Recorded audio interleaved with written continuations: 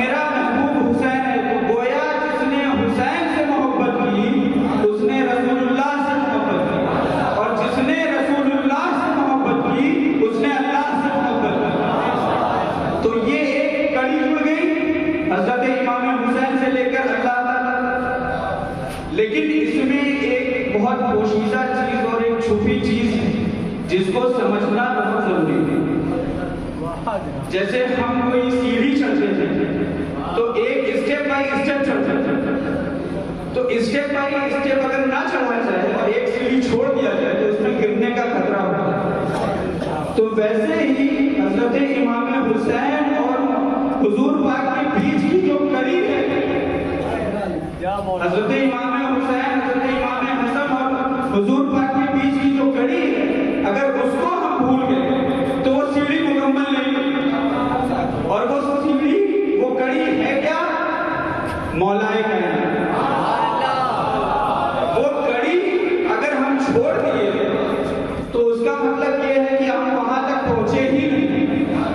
आप या हुसैन का नारा लगाओ और बुग़्ज़े अली रखो,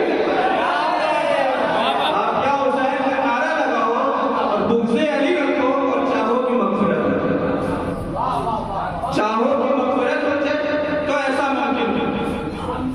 तो अगर उस सीढ़ी को मुकम्मल करना है तो उस कड़ी को जोड़ना पड़ेगा, और अगर नहीं जोड़ा तो सिलसिला ही नहीं जुड़ेगा।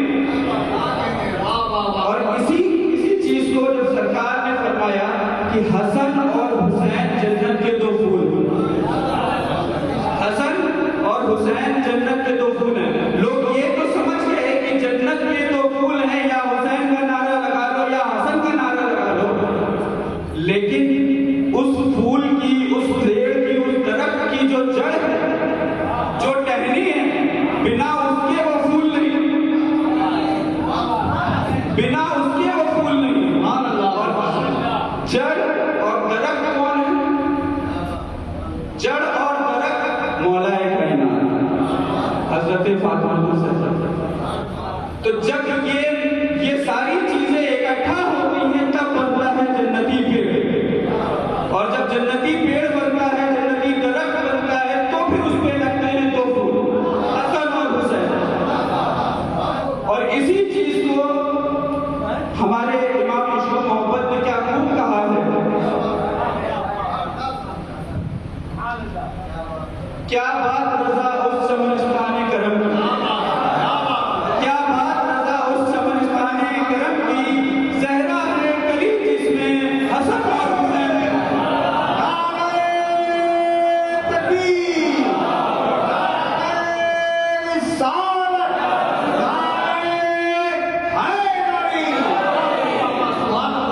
क्या बात रज़ा उस चमनस्ताने करम की, ज़हरा है कली जिसकी, हसन और हुसैन फूल। तो अब जाके पूछो इमाम अहमद रज़ा, इमाम इश्क मोहब्बत से पूछो कि अगर वो हसन और हुसैन का जो फूल है वो चाहिए तो पहले जड़ तक पहुंचना जरूरी है।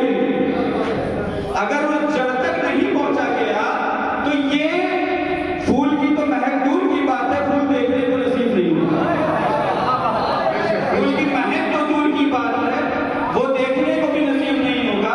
और इसी चीज की आज के टाइम में बहुत बड़ी मुखालफत चलती है,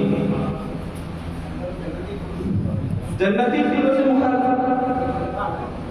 और ये अगर कोई समझता है कि दुनियावी फूल पहन के जन्नती फूलों से बुग़्ज़ रखे तो वो, उसका ना ईमान मुकम्मल है, ना दीन मुकम्मल है, ना ईमान पे कलमा हो सकता है।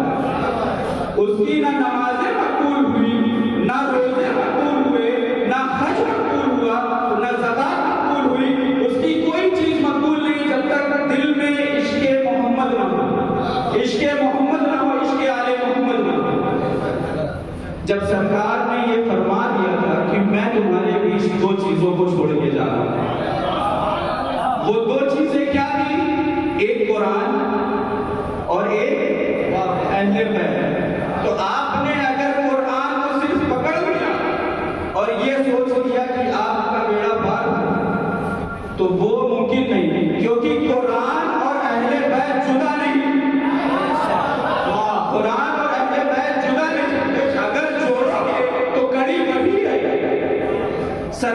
ने फरमाया कुरान, और सरकार ने अहले बैत को कुरान के साथ बता दिया, तो वो चीजें जुदा नहीं तो आपका ईमान मुकम्मल नहीं। और आज के टाइम पे जो चलता आ रहा है, जिसके दिल में इश्क़े मोहब्बत, इश्क़े आले रसूलुल्लाह, तो वो राफ़िज़ी हो गया। जिसने या अली का नारा लगा दिया तो वो राफ़िज़ी हो गया। तो अगर ये चीज लोगों के ज़हन में बसी हुई है कि या अली का नारा लगा देने से राफ़िज़ी हो जाते हैं तो लोग, तो सारे हमारे इमाम मुसन्निफ़े हदीस के ऊपर जो फतवे लगे राफ़िज़ी होने के, हज़रत इमाम हम्बल के ऊपर, हज़रत इमाम शाफ़ई के ऊपर, और किस बिना पर लगे फतवे कि उन्होंने आले रसूल के खिलाफ फतवा नहीं दिया। इस चीज पे उनके ऊपर फतवा क्या लगा? राफ़िज़ी होने का। तो अगर इस चीज के बिना पे अगर आप राफ़िज़ी कहला रहे हो तो फख्र है ऐसे राफ़िज़ी होने का। इमाम शाफ़ई क्या फरमाते हैं जब उनके ऊपर फतवा लगा तो उन्होंने क्या फरमाया? लौ काना रिफ़ज़न हुब्बु आले मुहम्मद, लौ काना रिफ़ज़न हुब्बु आले मुहम्मद फलियशहद सक़लानी अन्नी राफ़िज़ी। यानी अगर आले रसूल और हुजूर पाक की मोहब्बत का नाम ही राफ़िज़ी होना है तो जिन्नो इंसा गवाह हो जाए, जिन्नो इंसा गवाह हो जाए कि मैं राफ़िज़ी हूँ। और अगर तुम्हें पकड़ करनी है तो जाके इमाम शाफ़ई से पूछो कि राफ़िज़ी, अगर उन्होंने इस चीज को बयान कर दिया कि अगर मैं राफ़िज़ी हूँ और आले रसूलुल्लाह की मोहब्बत के बिना पर मुझ पर राफ़िज़ियत का फतवा लगाया जा रहा है तो मैं राफ़िज़ी हूँ। सुभान अल्लाह।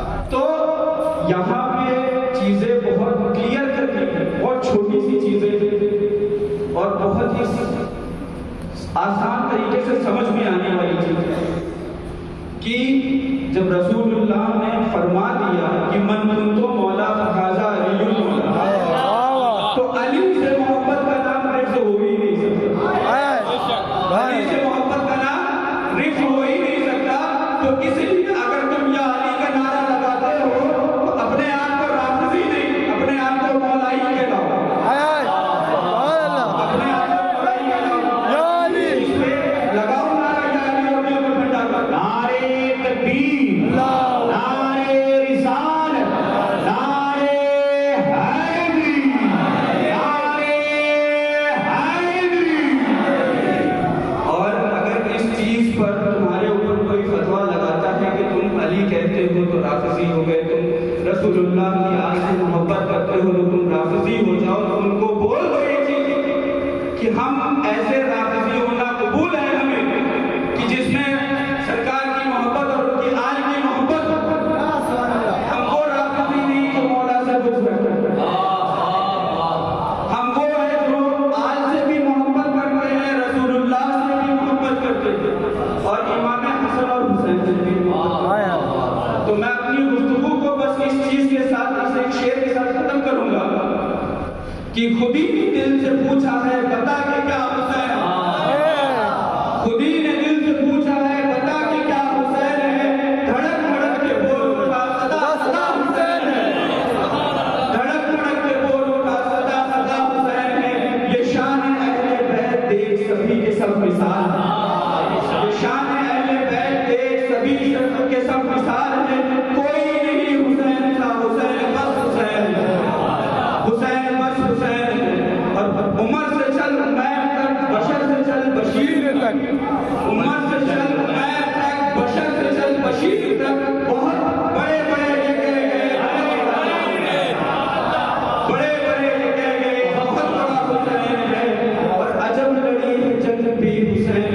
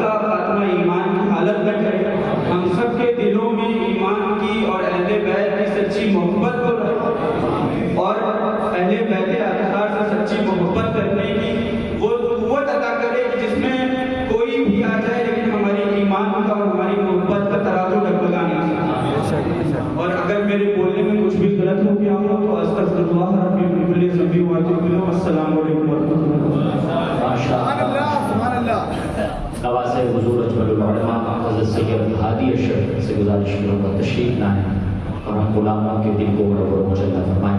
नारे तकबीर, नारे रिसालत,